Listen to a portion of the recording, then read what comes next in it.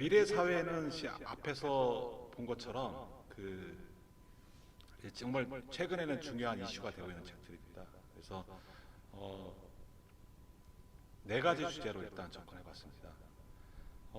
이 네 가지 주제 외에도 미래 사회에서는 사실은 이제 데이터라든지 프로그램이라든지 이런 것들도 다뤄볼 수는 있겠는데 그 부분들은 이제 미래 사회를 대비하는 학습 쪽에서 다루기 위해서 어, 지금은 다루지 않았습니다. 그래서 미래 사회를 바라보는 관점에서 미래 기술, 인간과 기술의 관계, 생명공학, 그 다음에 일자리입니다. 일자리가 주제가 되나요? 뭐 이렇게 할 수 있겠지만 미래 직업이. 근데 사실 청소년들 입장에서는 가장 관심 있는 분야가 미래 사회에 관심 있는 분야가 미래 직업이라고 합니다. 그 디지털 개념어 사전을 쓰신 이제 고봉고 선생님이 그 머릿말에 나오는 내용인데요. 청소년들한테 강의를 하면 가장 많이 그 질문한답니다. 어떤 일자리가 생각나는지. 그만큼 이제 미래에 대한 불확실성이 커져가는 시대에 생존에 대한 관심이 커지기 때문에 따로 주제를 잡았고요. 근데 이제 세 권의 책 자체는 직업 이야기만 다루고 있기 때문에 어떻게 이 직업을 준비할지 이 부분들은 앞에서 잠깐 얘기했던 것처럼 데이터든지 프로그램이든지 이런 것들은 이제 학습 섹션에서 나중에 한번 미래에 어떻게 공부를 해야 되고 어떤 공부를 해야 될지는 나중에 기회가 된다면 한번 다뤄보고자 합니다. 그래서 이 미래 기술에서는 미래 기술, 인간과 기술의 관계, 생명공학, 그다음에 미래 직업을 네 가지 주제를 역시 1단계, 2단계, 3단계로 다뤄보겠습니다. 처음에는 이제 좀 스토리 단계, 그다음에 전개 단계, 그다음에 이제 분석 단계. 분석 역시 좀 어렵다는 뜻이죠. 분석을 한다는 것은 어렵다는 뜻을 갖고 있지만 어, 좀 뭐랄까요? 여러분이 꼭 한번 생각해 봐야 될 그런 내용들을 담고 있다 이렇게 생각하시면 될 것 같습니다. 첫 번째 이제 그 스토리 단계인데요. 스토리 단계에서 이제 처음에 다뤄질 미래 기술에 다뤄질 것은 SF 크로스 미래과학인데요. 이거는 제목 그대로 SF 소설집입니다. 근데 작가들이 현재 진행되고 있는 기술이 근미래를 다루고 있어서 사실 SF 소설이라고 해서 먼 미래고 그렇게 보지 않고 바로 내일의 기술, 내일 전개될 기술의 모습을 볼 수 있는 책이라서 미래 기술의 어떤 첫 번째 책으로 참 스토리를 담은 첫 번째 책으로 꼭 추천해 보고 싶은 책이고요. 그다음에 인간과 기술의 관계는 이제 10년 후 세계사 두 번째 미래라고 해서 약간 경제적 관점인데요. 기술이 어떻게 우리 사회를 바꿀 것이냐. 그리고 그 기술이 바뀐다면 기술이 사회를 바꾼다면 그 안에 있는 인간과의 관계도 바뀌게 됩니다. 그래서 좀 10년 후 세계사란 책의 개정판입니다. 두 번째 미래는 그 이후로 발전된 기술을 반영한 책인데요. 멀지 않은 미래를 역시 다루고 있기 때문에 현실적인 스토리를 생각해보는 데 도움이 되는 그런 책입니다. 그 다음에 생명공학이죠. 생명공학을 미래사회에서 다뤄야 될 이유들은 굉장히 많죠. 이게 13번째 아이는 지금 현재 우리 그 현실도 반영하고 있습니다. 일반적으로는 잘 안 알려져 있지만 유전자 영향을 유전자의 과정을 거친 아이들이 탄생되는데 여기 이 책에 나오는 주인공은 완전히 유전자가 조작된 아이를 주인공으로 내세우고 있습니다. 그래서 생명공학의 반영으로 만들어진 아이는 어떤 삶을 살아갈 것인가 라고 하는 것을 질문하고 있는 그런 책입니다. 그 다음에 그 10대를 위한 세계 미래 보고서는 유엔에서 세계 미래 보고서에 쓴 내용을 10대에 맞게끔 이제 편집한 건데 그 중에서도 과학편, 과학기술, 과학이 발달됐을 때 어떤 미래 직업이 이 책을 읽을 때 조금 주의하실 점은 과학자, 기술적 관점에서 쓰다 보니까 현실적인 관점에서 좀 도가할 수가 있어요. 예를 들어서 의사들이 인공지능 기술들이 발달하면 특히 고급 기술을 가지고 있는 분야에서는 대체될 거다. 근데 거꾸로 얘기하자면 의사분들이 갑자기 자기 직업을 잃는데 동의하지 않겠죠.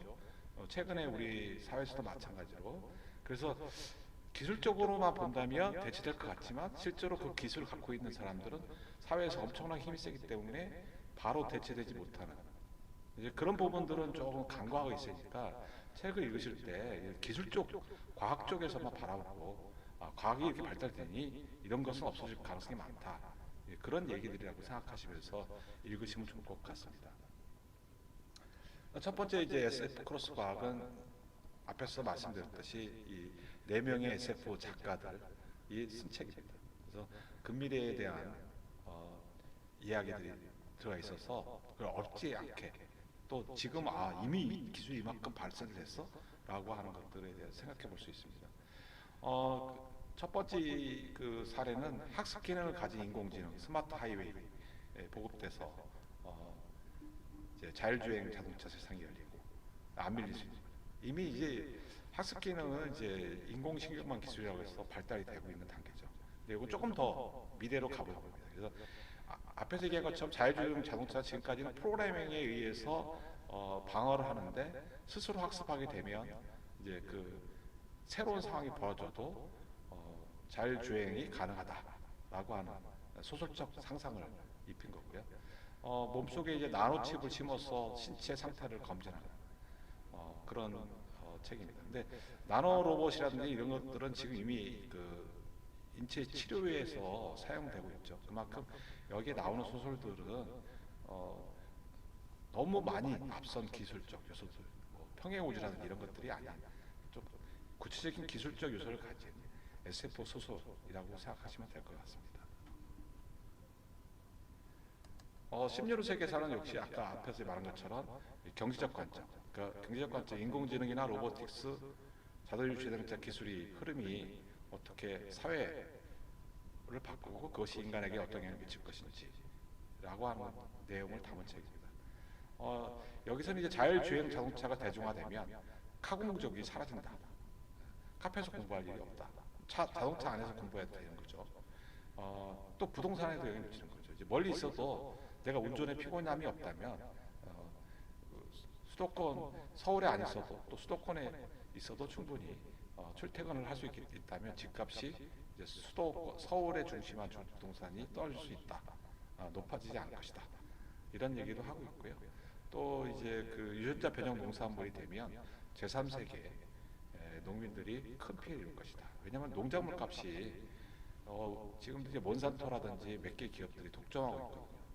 그래서 그 농산물을 안 쓰면 안 되기 때문에 특히 가난한 제3세계 농민들은 큰 피해를 입을 것이다.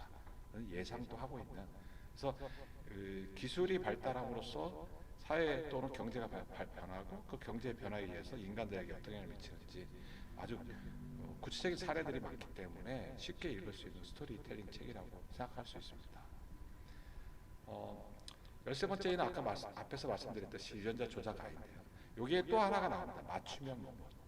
유전자 조작 아이도 사실 부모라고 할까요? 어쨌든 유전자 조작 아이의 탄생을 요청한 두 부부가 요청하는 아이를 맞춤형으로 만든 것인데 감정을 가진 맞춤형 로봇하고 어떤 관계인가를 묻습니다. 물론 이제 마지막 장면에 나오는 건데 아이는 굉장히 모범생이고 잘 자라고 하지만 맞춤형 로봇과 뭐가 다르냐? 그러니까 몸은 생명체지만 실제로는 맞춤형이라고 하는 것 자체에서 보면 맞춤형 로봇과 뭐가 다르냐? 인간의 자유의지 또는 틀릴 수 있는 또는 선택할 수 있는 이런 것들에 대한 것들이 없을 때 인간은 어떤 모습이어야 되는지를 생각해 볼 수 있는 청소년 소설인데 중요한 책이라고 생각이 듭니다. 그 다음에 10대 위한 미래 보고서 아까 말씀드렸듯이 그 유엔 그 미래 보고서를 이제 바탕으로 하고 있는데 기술에 너무 집중되어 있기 때문에 조금 더 현실적인 관점에서 보는 것은 조금 다를 수 있다. 특히 미래 직업을 보는데 기술이 발달하면 이런 것들이 영향을 미치겠구나. 하지만 뭐 당장 내일 이 직업이 없어졌다. 이렇게 보는 데는 것은 조금 과하게 읽을 수 있는 것 같습니다. 그래서 근데 좀 재미있는 것은 이런 내용이 있어요. 공부가 필요 없는 세상에서 이가 나오는데 이건 물론 과학기술의 발달, 이제 뇌하고 뇌의 신경과 컴퓨터를 연결해서 바로 학습하는 내용이 나옵니다. 근데 현실적으로는 아직 그 뇌의 신경망을 이제 뇌과학이라고 하는 부분이죠. 뇌과학이 뇌를 연구하는 거고, 특히 뇌과학에서 일부가 신경과학이 뇌의 신경을 연구하는데, 아직까지는 뇌의 신경을 다 이해를 하고 있지 못합니다. 그래서 이거를 이론적으로는 물론 이제 우리가 뇌 질환 있을 때 뇌에 자극을 주거나 뇌 그런 특정 부위를 활성화시킴으로써 치료하는 과정이 있지만, 아직까지 인간의 뇌는 다 이해하기 힘듭니다. 그래서 좀 이따가 이제 특이점이 온다는 책도 있지만, 인간의 뇌를 다 이해한다면 이 특이점을 지나는 것이거든요. 이 책에서는 약간 흥미로운 상상을 하고 있지만, 어쨌든 좀 현실적으로는 아직 갈 길이 남아 있는 것들이 좀 있습니다. 그런 부분을 고려하면서 읽어보면 좋을 것 같아요. 이 자체는 이제 미래 기술에 대한 얘기들이기 때문에 여러 가지를 담았지만, 2035년이면 아직도 14년이가 남았죠. 그 이후의 얘기라고 생각하면서 읽으면 도움이 될 것 같습니다. 그다음에 이제 미래 사회의 전개편입니다. 그 미래 기술에서 이제 미래 기술이 여러 가지인데, 여기 4차 산업혁명은 이번에 안 다뤘는데요. 4차 산업에서는 이미 너무 많이 와 있기 때문에 다루지 않았습니다. 그래서 그거는 나중에 기회가 된다면 따로 4차 산업에 관련된 책들만 모아서 한번 얘기를 해보면 좋을 것 같고요. 이제 미래 기술의 메타버스라고 하는 책을 선정을 했는데요. 이 메타버스 최근에 각광을 받고 있는데, 메타버스 이 다른 책들이 주로 이제 메타버스의 시장이 넓고 좋아진다 뭐 이런 것들을 주로 하고 있는데, 그건 맞지만 이 책은 메타버스를 좀 넓게 보고 있습니다. 예를 들면 여기서는 이제 그 증강현실뿐만 아니라 이제 라이프 로깅, 우리가 이제 페이스북에 글을 쓰는 것도 일종의 메타버스다, 현실이 아닌 가상 공간의 개념으로서 접근하고 있어요. 그래서 좀 폭넓게 접근하고 있고, 메타버스의 좀 뭐랄까요, 풍부한 사례 또 생각거리, 메타버스가 이렇게 뭐 게임에서만 있는 거, 로제타라고 하나요? 게임에서만 있는 것이 아니라 이런 우리가 쓰고 있는 이미 그 소셜에서 쓰고 있는, 또는 자기 그대로 모습을 백업으로 클라우드에 옮기고 있는 이 과정 자체 하나하나도 일종의 메타버스다. 그 메타버스가 우리 삶의 어떤, 또는 긍정적인 요소도 있고 부정적인 요소도 있는데, 긍정적인 요소는 무엇인지를 이야기합니다. 여기에서 나오는 사례 하나만 들어드리면, 이런 것도 메타버스입니다. 그 증강현실인데요. 그 코카콜라가 핀란드하고 싱가포르에 자판기를 뒀어요. 근데 그 자판기는 핀란드에서 이제 그 추운 날씨의 영상을 인사하면, 싱가포르 따뜻한 날씨인 사람이 또 반대로 인사합니다. 여기까지는 이제 뭐 메타버스 좀 약하지만, 재밌는 메타버스는 뭐냐면, 핀란드에 있는 사람이 눈을 그 자판기에 통에다 넣으면 이 싱가포르에 있는 눈 제조기가 눈을 뿌려줍니다. 그러니까 사실은 실제 눈이 오는 건 아니지만, 그러니까 메타죠. 실제 오는 건 아니지만 두 세계가 동시에 연결되어 있다라고 하는 관점에서 본다는 거거든요. 그래서 다른 메타버스 책보다는 이 책이 좀 체계적이고 제대로 된 메타버스, 진짜 메타버스라고 하는 부분들이 단순히 이제 게임에서 나타나는 또는 아바타가 적용되는 경험뿐만 아니라, 이런 좀 넓은 공간, 넓은 개념에서의 메타버스를 얘기하고 있어서 제가 볼 때는 다른 책보다는 이 책을 좀 읽어보시는 게 메타버스를 좀 제대로 하는 그런 것이 아닌가 싶습니다. 그 다음에 이제 김대익 선생님의 인간과 기계, 이거는 굉장히 유명한 책이죠. 그래서 이 책은 인간과 기계의 관계, 특히 인공지능과 기계의 관계를 이야기하고 있고요. 그 다음에 아무도 죽지 않는 세상은 이제 생명과학, 특히 의학의 발달로 인간의 생명이 연장되는, 인간이 죽지 않을 수 있는, 그래서 이미 이제 뭐 어떤 사람들은 200살까지 산다고 얘기하고 있죠. 100세 넘으신 분들이 지금 우리나라에서 활동을 하고 계시는 거를 보면 옛날하고는 격세지감이 드는데요. 앞으로는 200살까지 가능하다. 또 어떤 사람은 무한대로 가능하다. 이게 아무도 죽지 않는 세상이라는 건 이제 무한대로 확장된다는 얘기를 하고 있는 것 같습니다. 그 다음에 청소년이 알아야 될 4차 산업 새로운 이야기는 이제 4차 산업과 관련돼서 주로 어떤 직업들이 나타날지를 바라보고 있는 책입니다. 메타버스 앞에 설명된 것처럼 이제 그런 메타버스에 대한 얘기들을 많이 하고 있는데 특히 메타버스가 필요한 부분들은 문화 콘텐츠 쪽입니다. 문화 콘텐츠 우리가 영화를 보거나 또는 이제 음악을 듣거나 이런 것들에서 메타버스는 사실 굉장히 많은 발전할 여지가 있습니다. 게임에서만 작용되는 것이 아니기 때문에 그래서 문화 콘텐츠 쪽에 관심 있는 사람들은 꼭 읽어봐야 될 책이 아닌가 이런 생각이 듭니다. 이 김대식 선생님의 인간과 기술에서는 약한 인공지능이거든요. 지금은 인공지능이라도 AI라고 해도 약한 인공지능, 인간보다 못하거든요. 다만 인간보다 빠르죠. 그리고 많은 데이터를 다룹니다. 그리고 또 그 인간이 프로그램된 대로 잘 지켜줍니다. 근데 강한 인공지능이 나온다면 어떤 관계가 될지를 분석하는 겁니다. 인간과 다르게 독립된 존재가 돼요. 스스로 사고할 수도 있고 또 인간보다 더 창의적인 결과물을 낼 수도 있습니다. 그것을 이제 강한 인공지능이라고 하는데 그 부분을 좀 중심으로 다루고 있는 책입니다. 그래서 강한 인공지능 시대에는 어떤 모습이 될지에 대한 담론을 담은 그런 책입니다. 그 아무도 죽지 않는 세상은 앞에서 얘기한 것처럼 그 의학 관련 융합 기술을 주로 다루고 있어요. 그래서 이런 기술들이 결국은 어떤 철학적, 윤리적, 종교적인 문제를 나타낼 수 있는지, 결국 인간이 죽지 않는다라고 하는 인간의 생명이 연장되고 있는 부분들이 이런 기술들에 의해서 어떤 문제가, 어떤 인문학적인 논쟁이 담고 있는지를 이야기하는 책입니다. 자, 시간이 얼마 안 남아서 조금 빨리 하고 있습니다. 이거는 이제 4차 산업에 대한 얘기이기 때문에 참조해 보시면 좋을 것 같습니다. 자, 이제 마지막으로 이제 분석 단계인데요. 분석 단계에서 미래 기술에 대한 얘기는 4차 산업혁명에서 미래 기술이 어떤 관점에서 지금 제기되고 있는지, 4차 산업이 뭔지 그런 얘기를 하고 있습니다. 여기서 이제 주로 우리가 4차 산업 하지만 주로 사람도 잘 모르는 게 4차 산업에 대한 기술들은 이제 빅데이터, IoT, 자율주행차 이런 것들이거든요. 근데 왜 이 슈밥은 이것을 4차로 얘기했나? 그런 얘기를 하고 있습니다. 그래서 전기혁명, 농업혁명, 전기혁명, 산업혁명, 그 다음에 이제 4차 산업으로 오는 이 단계에 대한 개념을 잡는데 중요한 그런 책입니다. 그다음 특이점이 온다는 특이점이라는 것은 쉽게 말하면은 이전과는 없던 것입니다. 이전에 없던 것을 특이점이라고 하거든요. 과학에서 쓰는 용어인데요.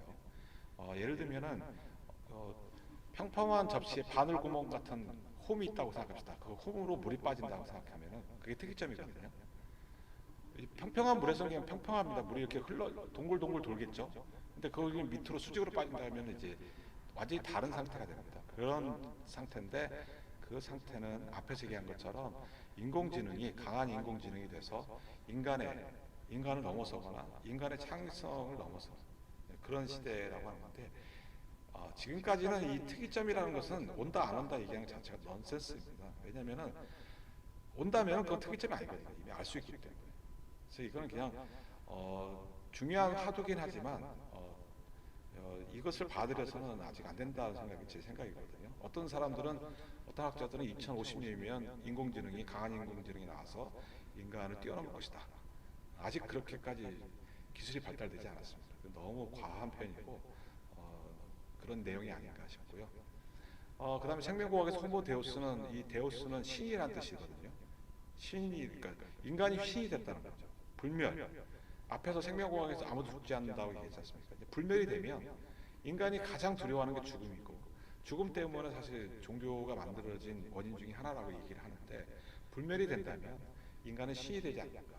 그래서 그런 하라리다운 어떤 그 뭐랄까 새로운 담론을 제시하는 겁니다. 이렇게 만약에 된다면